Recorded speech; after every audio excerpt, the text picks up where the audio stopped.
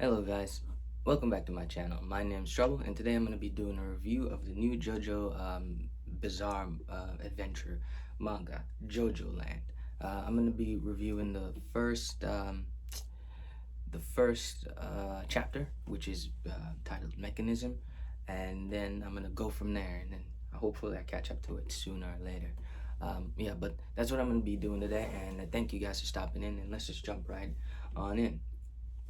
Okay, so we open up on the first chapter, and we see a van driving, and the van eventually gets pulled over by a bunch of police cops. Now the police goes over, and we immediately see that there's something off with this officer. The officer asks for their driver's registration. We come back. They ask the lady. From our perspective, it's a woman, but we will see as we go forward. So from our perspective, they look like a typical woman, right? Anyway, um, so they go on, right? They go on, and they're doing it. I guess Iraqi wants us to think that she's a woman, but you will see as we go on. Anyway, so they go on, and then we see that the cop, one of the cop that's there, begins to basically sexually assault sexually assault this individual. And as we go on, we see that it's in fact not a woman but a man. It looks like a man, but it's not. It looks like a woman, but it's not a woman. We figure out we get a little bit of what's going on. We're not exactly sure, but we get a little bit of what's going on as the chapter goes on. It's gonna be Jojo or Jodio is going to explain it to us as this chapter goes on. So this cop is corrupt, right? And he starts feeling up, and Jodio, which is our main Jojo, who is in the car, realizes what's going on, and he comes out of the car, and the other police who was at the car comes out, and he's like, "Hey, what are you doing? Stay back in the car. Get back in the car." And a confrontation happens between them and the cop. Um, and shortly afterwards, we see Jojo's stand, and Jojo's stand it's called November Rain, and like the water of the rain essentially falls down, and then everything becomes heavy.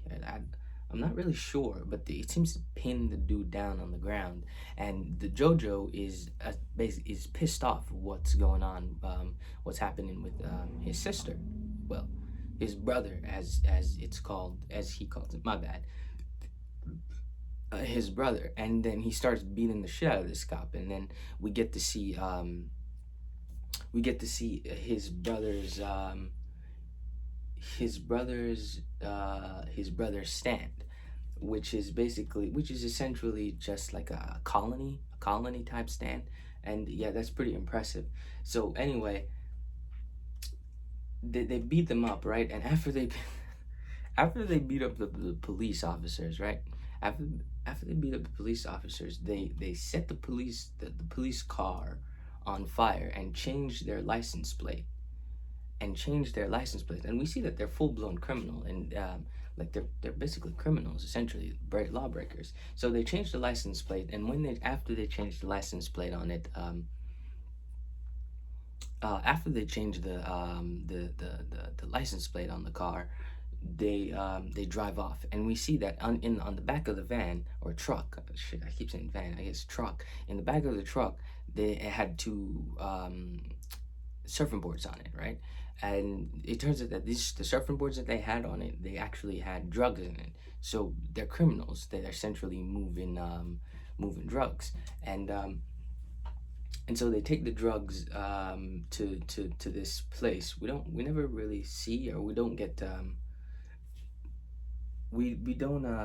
like anything on it at all. We After they get to, it seems to be a junkyard. They go to a junkyard. We don't get anything about it. We don't get introduced to any of the guys we see there or anything like that. So yeah, they just deliver the drugs and they move on, which is important because Jodio is actually about to talk about this very specific thing of what happened there, about like the introduction. So anyway, after this, what we do get is that we go into introduction into their mom, right? And we get to, like, she's a nice lady and people always help her, and we find out that's because Jodio and his brother protects her socially, right? So we get a little thing, and then after that we go into his brother. I think it's Dragona Joestar. He's 18, and we find out that he likes like girls fashion. He likes women's fashion a lot, and he has like cosmetic surgery. That's why he has boobs, and because he really likes women's fashion and stuff. But after that, then and so we get introduced to them, and we get introduced to his mother. His mother is like a nice lady. Shit. Actually, no, it's fine. His mother is a nice lady, and she gets the people protects her. No one would mess with her because the Jodio and would I guess they would fuck. Something bad's gonna happen if they do. Anyway, after that we see Jodio, and Jodio is on a school bus going to school, and then when he's on the bus, we see a senior student comes up to him and started like, "You got the thing, you got the thing," and then he attacks a student, right? Because and then we realize that what Jodio is doing is selling drugs. He's basically selling drugs at school, and then he goes into this whole thing of like mechanism, where he's talking about like mechanism, like the world operates on basically mechanism. What Iraqis is doing with, especially when I read this whole chapter with mechanism, what I think Iraqi is talking about is like I think feel like he's gonna go into like social structure or social protection, like going off of what he said or what he did with Jojo's mom, like how Jodio and Dragona's mom is protected socially, and this whole thing that actually he quickly he goes into to right here of this speech where Jojo compares himself to this kid, right? And it kind of explaining it. I think it's like where it's I think he's gonna go into like social clout or something like that. It's gonna be about like, I don't know, like social ranking or there's something like that, or it's gonna be like about who you know. I'm talking about like the manga in general. I feel like that's what it's gonna be about, because um we see Jodio, like he's talking about it, and he's talking about this mechanism about laws and protection and stuff like that, and how like he never asks questions or something like that. He goes into this speech where he's explaining like his philosophy and his worldview, how he sees the world and how he feels like the world operates, and what he calls it is not what's he called, a system, as I think he says system or a mechanism, but he doesn't call it system. He calls it mechanism. He feels like the world operates on this sense of mechanism, right? And that's where he goes into this comprehension with this kid, right? He's talking about this kid. Look, this kid is bigger than me, and he looks like he knows how to study hard and must get good allowance from his parents. Meanwhile, this is me, and also this, right? And that's him, and we see him getting bullied, like someone trips him and he falls, and I think they're pouring water on his head, right? Even though there are no real differences between us, even though there are no real differences, no one helps his mom carry grocery bags, and no kids have nice chats with her when she goes out. Oh shit, he's still talking about his mother. And no kids has nice chat with her when she goes out. So he rides the bus anxiously every day. I bet he'll stop coming to school at some point. So where am I going with all this, you ask? This is a story about me getting incredibly rich. So me personally, I think it's like basically like social connection. I feel like where you basically have to like network, where like people, and because you know people, you have power and stuff like that. I feel like that's where Iraqi is going with this. I mean, I don't know. It's the first chapter, so I don't really know, but it's just my it's just my opinion. We then after this we get to um Paco Lovelance.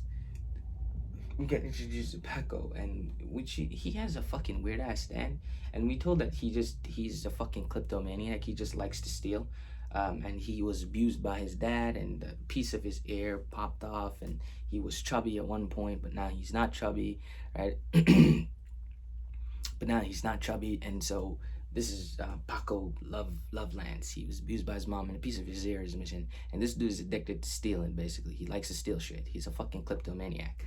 Anyway, we see them in a store. So he steals a wallet from this from a lady shopping, and right as he steals a wallet, Dragona comes by and catches him. It's like, yo, what are you doing, right? And orders him to give it back. Um, And then there's a funny part about it where he's like, "Hey, you want to go back? You want to go out back?" Where he and we JoJo's basically it's like he's basically just saying a thinly veiled invitation for him to legally beat the shit out of you. That's basically that's basically what he's doing, and I think it's really cool. And then after that, we see a giant lady walks in the store, and she basically is like, "I'm sorry, I'm terribly sorry, everyone. The store is closed." And then he calls them Dragona, Paco, and Jodio back into the back room. I'm guessing the back office to talk. Dragona closes the door, and all three of them go in the back. And then we see what this.